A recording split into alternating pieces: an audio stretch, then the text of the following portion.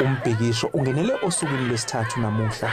Umphakathi uvale umgwaqo ngamatshe kanye namathaya avuthayo ngoba bafuna kungahambi amatekisi.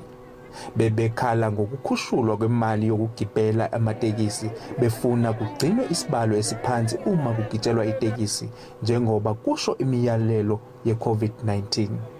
Osomatekisi banyuse imali yokugibela yaba ngu-R19 hayi u-R20. Bathi bazophenya ngezikhalo ezinye.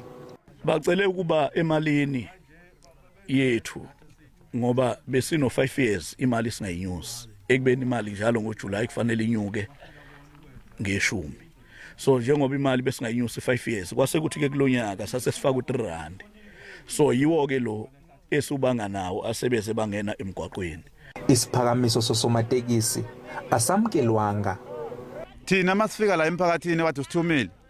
Hayi uyayinqaba umphakathi le mali. Uthi wona boyimisele ngokuthi kubo R18. Sigcineke nathi sihluleka sithi asisaphindi kubafowethu laba bamatekisi ngoba nabo bese behambile. Iphutha elibekhona ilokuthi basheshe bahambe. Abaholi bomdabu banxuse ukuthi kube nokuthula. Amaphoyisa asiqaphile isimo.